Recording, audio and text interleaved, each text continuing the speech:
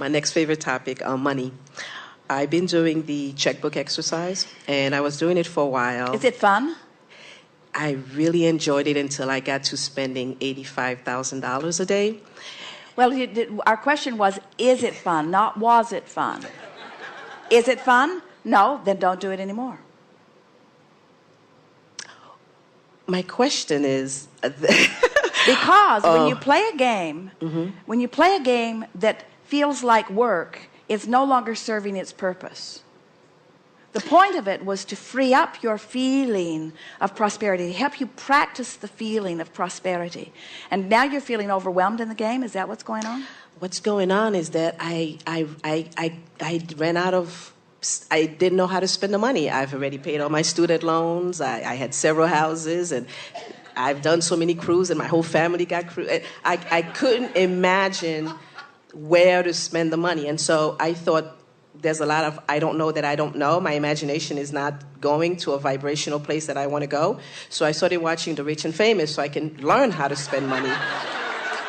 But they look miserable. And so my question is, I really enjoy a life of abundance. Well, you have come upon something really important here, because all that's happened in this process, you see, almost everyone has feelings of sort of ceilings or limitations on how much money you associate with living the good life. In other words, you have these feelings of how much money is enough money and how much money is too much money.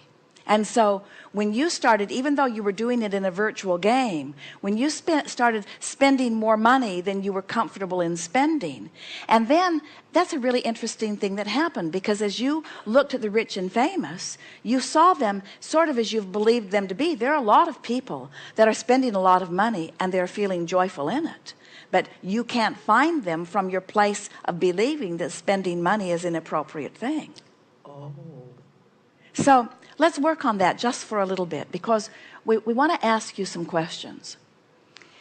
If you were to purchase something that you really don't need, something that costs a lot, let's say that you get off the cruise ship in one of these cities and you go past where most tourists buy most things, and you go into a jewelry store and you find something that's really shiny and beautiful and that attracts you because of its beauty, and you inquire what it costs, and they tell you it's $200,000, and you have the money to pay. Let's say that you have $220,000 in your bank account right now, so you can afford it, so you buy it.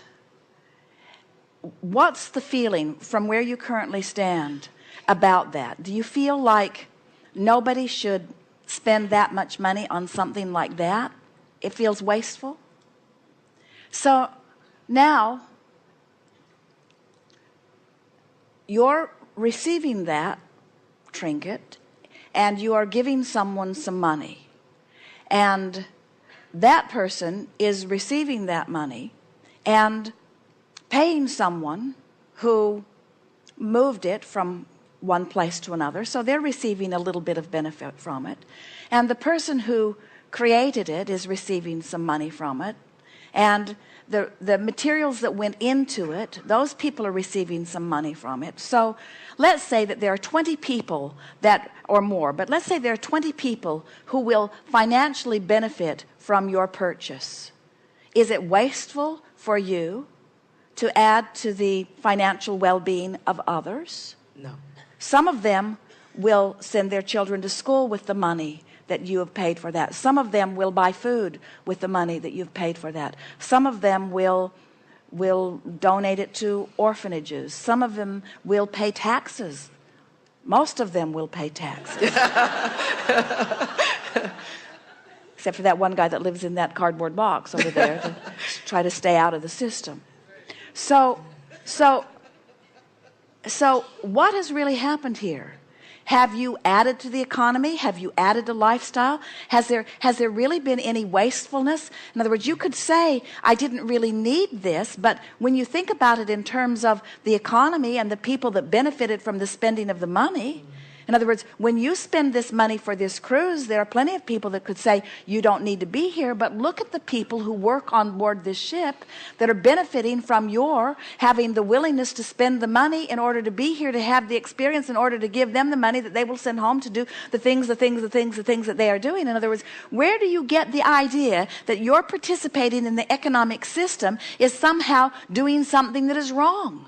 How did this shortage consciousness occur when you are all exchanging your gifts and services in this economic world that you have going on? We want to submit to you that the more money that you allow to flow through you and the more places that you funnel the money that flows through you, the more you uplift. Have you taken a look at your economy? Do you know that your economy is at an all-time high? And do you understand that it was not that long ago that you were trading beads and fur and things?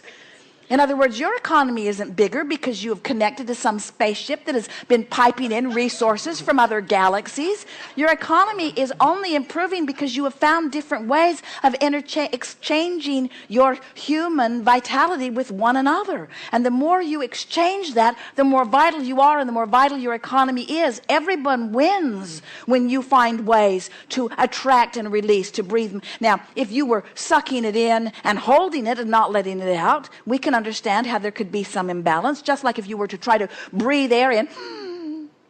Oh, there is some of that going on, isn't there? As you breathe air in and you don't allow it to flow out. In other words, there is a little hang up even about breathing that is going on. In other words, we like to use the analogy breathing in and out, in and out, in and out, in and out. It's effortless. When you run, you want more. When you sleep, you want less. In and out, in and out. You never suck it in and hold it for fear there won't be more later. You never stand out on your porch for fear that there won't be enough left in the afternoon. I need to get it all while I can. In other words, you expect the air to be there when you want it. And we want you to understand that the vitality and the clarity and the money is there. It's always there for you. Breathe it in and breathe it out and breathe it in and breathe it out. And that's the point of that game. That's what that game is designed to help you to do, is to think of things that you would like to use as your excuse to allow the money to flow in. But if you feel guilty about spending money, then the more you play the game, the worse it will feel. That's why the first thing we ask you is, how does the game feel? And so if we were standing in your physical shoes, now you're spending that money, think about what those will do who will receive the money. In other words, think about that. Think of yourself as a philanthropist who fills your life with things you like in the uplifting of others from whom you buy it. Okay. Thank you.